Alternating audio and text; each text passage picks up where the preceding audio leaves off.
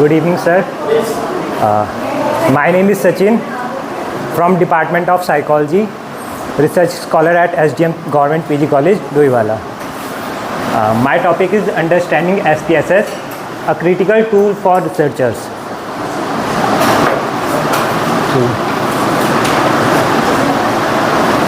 So this is our content, Introduction to SPSS, its key features, analyzing data with SPSS, interpreting SPSS results, statistical procedure in SPSS, survey data analysis, and tips and strategies in SPSS. So start with introduction to SPSS. SPSS का मतलब है statistical tool या package for social sciences. ये एक powerful software है और जो widely use होता है सोशल साइंसेज रिसर्च में for analysis of data and interpretation of data.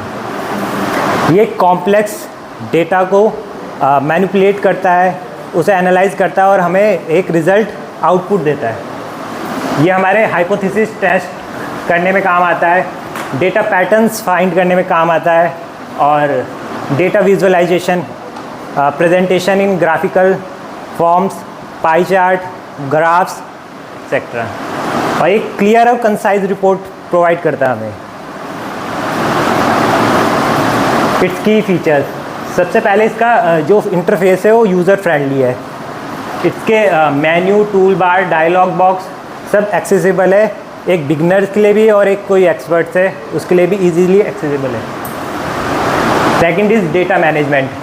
इसमें हम क्लियरली अपना डेटा को मैनेज कर सकते हैं। आउटलियर्स बता सकता है हमें कि कौन सा हमारे डेटा से आउटलियर्स है या कोई मिस इंफॉर्मेशन आए या कोई डेटा छूट जाता है, और इसे हम इजीली इंपोर्ट कर सकते हैं एक्सेल से या CSV से अपने डेटा को। और स्टैटिस्टिकल एनालिसिस, SPSS एक वाइड एरे है जो स्टैटिस्टिकल टेक्निक्स को यूज़ करता है, जिसमें आगे आपका अनोवा, रिग्रेशन एनालिसिस और डिस्क्रिप्टिव स्टैटिस्टिक के टेक्निक जैसे कि mean, mod, medians, quartile deviation, standard deviation.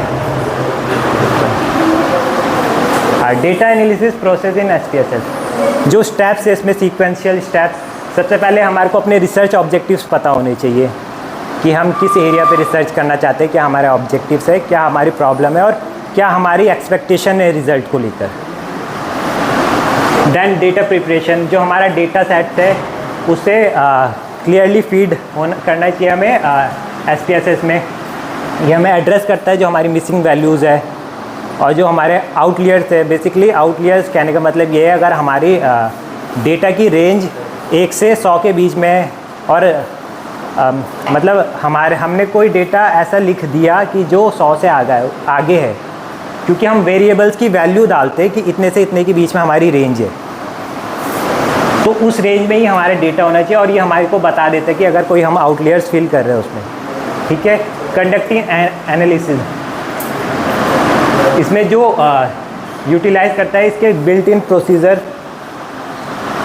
जो एक्यूरेट इंटरप्रिटेट करते हैं हमारे को रिजल्ट, जैसे कि इसमें अलग अलग स्टैटिस्टिकल टेक्निक्स है जो मैंने बताया, अनोवा, रिग्रेशन एनालिसिस, टी वगैरह। रिव्यूइंग रिज़ल्ट, हम अपने रिज़ल्ट को क्रिटिकली एनालाइज भी कर सकते हैं इसके थ्रू, और एक ये रिपोर्ट भी हमें बना के देता है। इंटरप्रेटिंग SPSS आउटपुट इफ़ेक्टिवली, जो SPSS हमें रिज़ल्ट देता है अपना डेटा फीड करने के बाद, वो हमें ग्राफिकल रिप्रेजेंटेशन में देता है।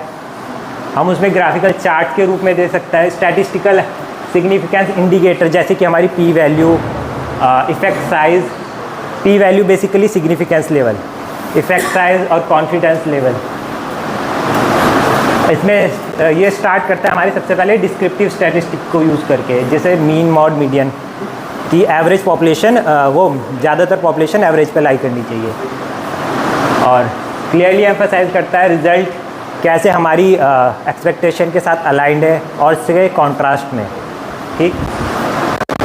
और कॉम्प्लेक्स डेटा को इजीली रिप्रेजेंट करने में SPSS एक इफ़ेक्टिव टूल है। Then common statistical procedure in SPSS,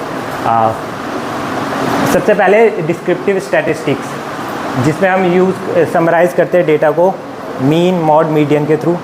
और then regression analysis. Regression analysis basically relationship बताता है हमारे वेरिएबल्स के बीच में कि कौन कितने मतलब वेरिएबल्स कितने रिलेशनशिप्स है किन्हीं दो वेरिएबल्स के बीच में। Using SPSS for survey data analysis. सबसे पहले data entry and cleaning. SPSS के माध्यम से हम अपने डेटा को क्लीन कर सकते हैं, क्लियर कर सकते हैं, और मिसिंग वैल्यूज़ और इनकन्सिस्टेंसी को हमें बता देता है कि जो हमारे डेटा में मिसिंग वैल्यू है, इनकन्सिस्टेंसी है, वो हमें फाइंड करके दे देता है। और या तो हम उस डेटा को दोबारे से लाएं कहीं से, या उस डेटा को ही हटा दें। ठीक है। एनालाइजिंग रिस्पॉन्स, ये फ्रीक्वेंसी डिस्ट्रीब्यूशन जैसे बताया, टेबुलेशन कर सकता है, ग्राफ्स दे सकता है हमें, और रिस्पॉन्स को हम एनालाइज कर सकते हैं इजीली, और अपने कोरिलेशन का ट्रेंड बता सकते हैं, whether it is positively correlate और negatively correlate. Reports finding help करता है हमें understand format such as table, chart, और इनसाइट एड्रेस करता है रिसर्च क्वेश्चन की जो हमारी पब्लिक को एंगेज कर सके। Feedback incorporation, feedback from survey outcomes inform future research और पॉलिसी डिसीजन मेकिंग। जो हमारे रिजल्ट्स है, रिपोर्ट्स है, ये हमारे फ्यूचर डिसीजन पॉलिसी मेकिंग में क्या क्या हेल्पफुल रह सकता है, ये हमें एनालाइज करके बताता है। Tips and tricks for SPSS। सबसे पहले हमें उसका सिंटैक्स मालूम होना चाहिए। बेसिकली सिंटैक्स से सेट ऑफ रूल्स, जो हमारा एक्सेल में भी देखा होगा, जो हम फार्मूलाज डालते हैं, SPSS के लिए भी ऐसे ही फार्मूलेज हैं। तो सिंटैक्स मालूम होना चाहिए हमें, और ताकि हम इजीली एग्जीक्यूट कर सकें और जल्दी से कैलकुलेट कर सकें, जो कि मैनुअली करने में हमें काफ़ी बार एरर भी आ सकते हैं।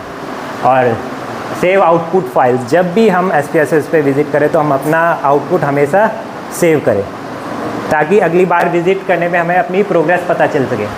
और एक्सप्लोर SPSS कम्युनिटीज़, हमें मतलब अलग अलग प्लेटफॉर्म में जहाँ से भी SPSS के एक्सपर्टीज़ मिलते हैं, उनसे नॉलेज लेनी चाहिए, चाहे वो यूट्यूब हो। मैंने भी ये यूट्यूब से ही कंटेंट देखा है, यूट्यूब हो या इंस्टाग्राम हो, अलग अलग सोशल मीडियाज़ हैं, और गूगल वगैरह तो है ही, वहाँ से भी हम एक्सप्लोर करके इनके बारे में, टूल्स के बारे में जान सकते हैं। बेसिकली ये पेड टूल है, अभी हमारे कॉलेज में अवेलेबल नहीं है, अभी हमको तो हुआ नहीं। खैर ये भी मैंने देख के ही बनाया है, तो जब यूज़ करेंगे तब ज़्यादा अच्छे से बता पाएंगे इनके बारे में और अच्छा। ठीक है, thank you so much sir. बताइए।